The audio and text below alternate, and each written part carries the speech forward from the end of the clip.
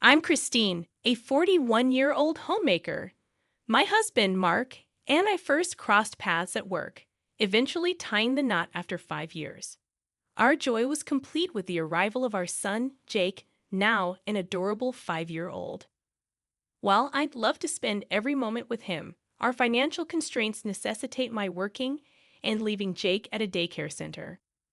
Jake, being understanding, often makes simple requests, like wanting an omelette tomorrow. His innocence makes it easy to comply, although I secretly suspect it's because my culinary skills don't extend far beyond basic dishes. Despite my excuses, I can't deny the challenge of crafting a perfect omelette. The early years with Jake were blissful, with our family outings and weekend drives creating cherished memories. However, things started changing when Jake turned 3.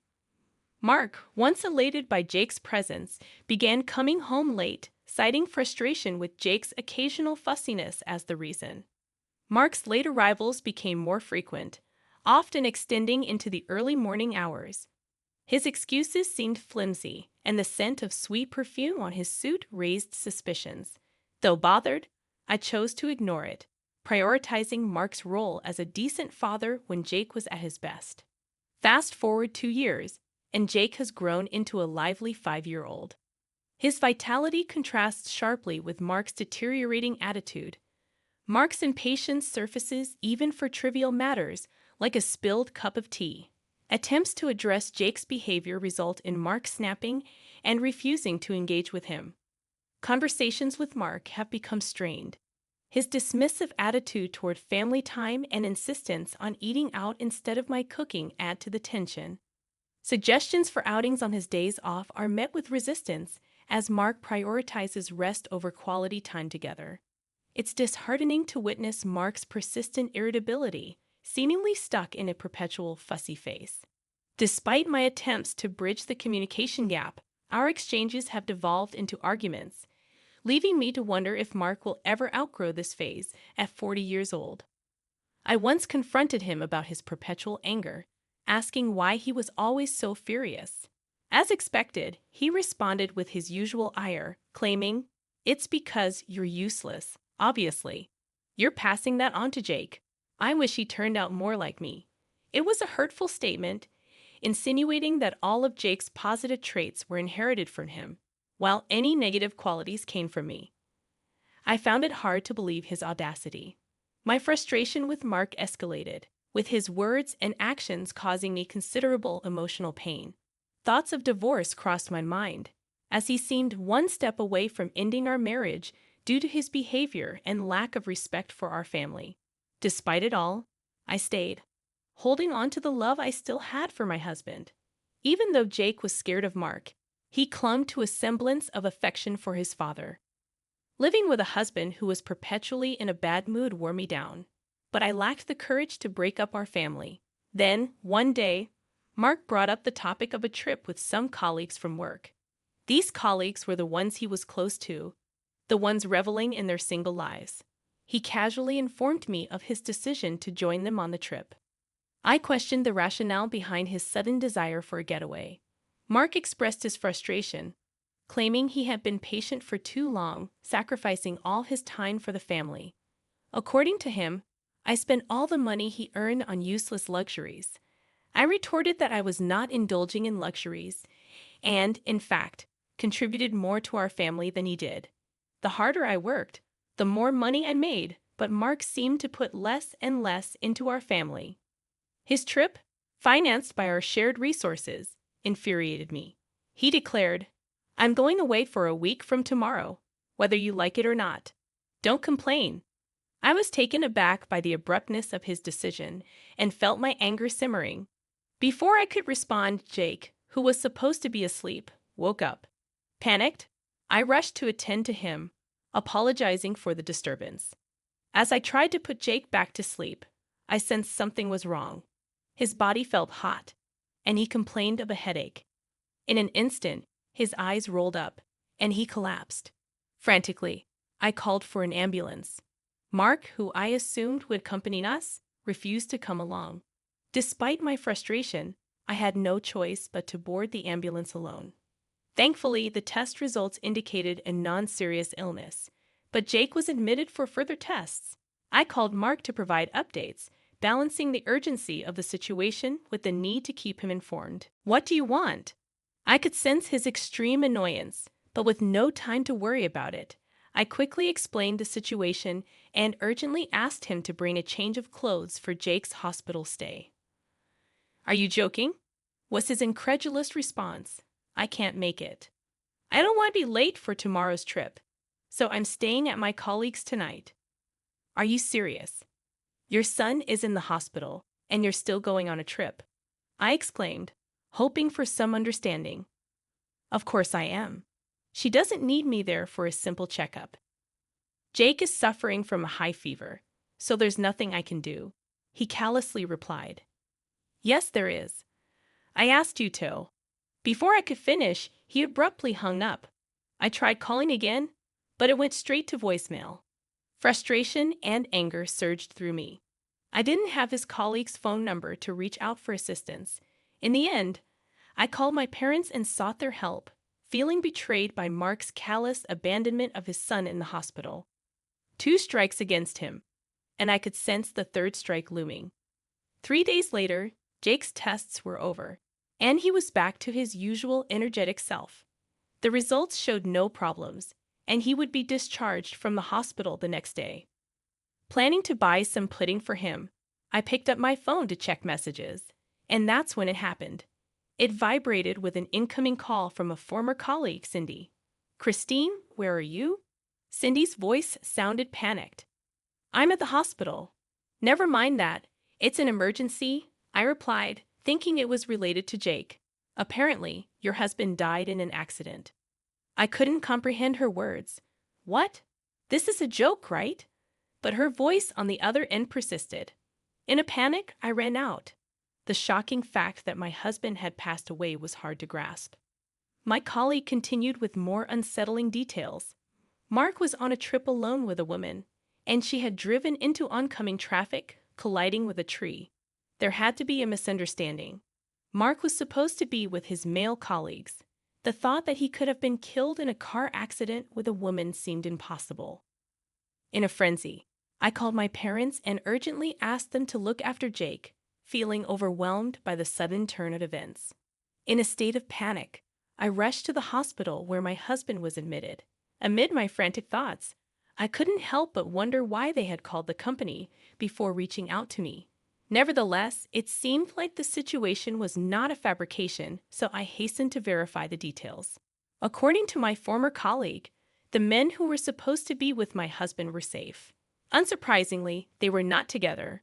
Mark hadn't even bothered briefing them about his fabricated alibi. He was with another woman. 3 strikes. 3 strikes. And it seemed Mark's actions had caught up with him.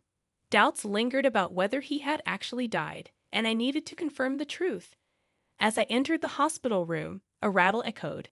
To my surprise, there was only one person in the room, undoubtedly Mark. Bandages wrapped around his hands and feet looked painful, but the rise and fall of his chest indicated he was breathing. Cindy's information about his demise was incorrect. Mark was alive. "You're alive," I murmured, moving closer.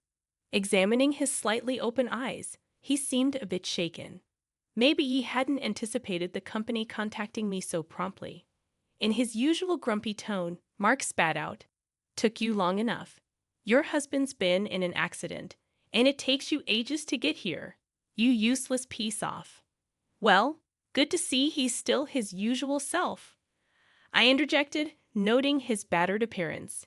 It appeared he had only broken his left hand and right leg, despite the wrecked rental car. "I'm glad you're okay," I told him, to which he replied, "You better take good care of me, huh?" He seemed remarkably fine. As I handed him a sheet of paper, I explained, "When I say I'm glad you're okay, I'm talking about your right hand. If you had broken your right hand, you wouldn't be able to hold a pen to sign this." Perplexed, Mark unfolded the paper, and I revealed divorce papers. "Yes, I was preparing it, which is why I got here late. I know you're injured, so I'll just leave it here. Make sure you sign it." "Are you joking? Why would I sign this?" Mark protested. Wow, you told your girlfriend you were getting a divorce, didn't you? The reason you came home late every night was because you were with her. Was this trip a prenuptial trip too? Good for you. Now you can marry your sweet Michelle. How do you even know her name? Mark questioned. Because I spoke to her, obviously. In fact, before coming to your hospital room, I stopped by the woman's room. She was also in the same hospital.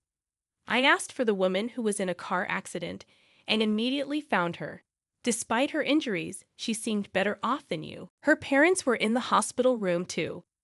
I asked her to tell me everything. I explained, recounting my encounter with the woman. With her parents questioning her, she glared at me and said, "Let him go. I don't know what she sees in you. You're cold to your wife and kids. You don't pay your bills. You go out every night. And you don't care when your kid is in the hospital.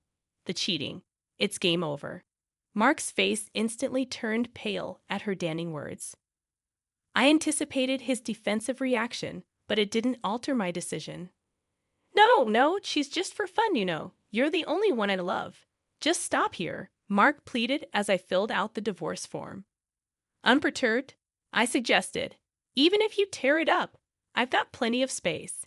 In fact, why don't I just call a lawyer for alimony and child support? It might be better. A sudden change came over Mark as he shriveled up and stuttered, "I don't want a divorce." "Why not?" I took a deep breath, preparing to say what needed to be said. "Because," I began, "you can spend your money as you like, play around with young women, have children to take care of you, and enjoy life while I do all the dirty housework. A wife at home for security and a girlfriend for fun. What a great life. But if you divorce me, that all disappears." Mark's mouth hung open, and he seemed to lose his voice. I continued, "Wasn't it your perfect life plan? Now it's ruined. You can make a new life plan with Michelle, or whoever you like, but my son and I will not be part of it. Just pretend you died and have a new life." After saying everything I wanted to, I turned to leave the hospital room. Mark pleaded, wait, in a pathetic voice, but I kept walking. In the coming days, I initiated divorce proceedings and hired a lawyer. The discussions included Michelle, who was discharged from the hospital. When Mark claimed he had no intention of divorcing me, Michelle became furious, resulting in a heated argument. Mark resisted signing the papers, claiming I had ruined his life. Despite their conflicts, the divorce became official, and I received almost all the alimony payment I sought.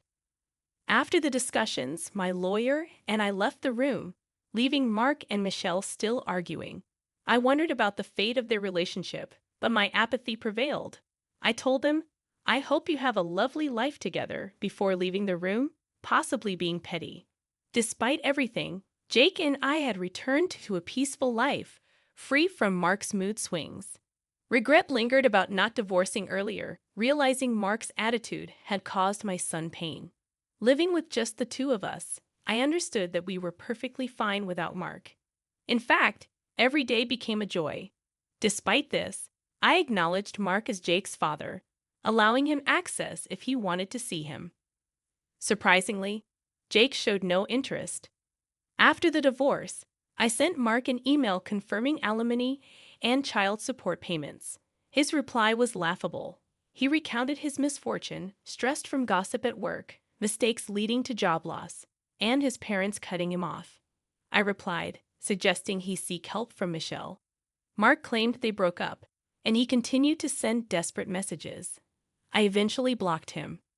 As I placed my phone on the table, sipping tea, Jake approached, asking, "What should we do on our day off tomorrow, Mommy?" After a moment's thought, I suggested, "How about we grab some lunch and go to the aquarium?" Jake's face lit up with joy, expressing excitement about the dolphin show. Witnessing his enthusiasm, I couldn't help but smile, feeling content with our peaceful and happy life.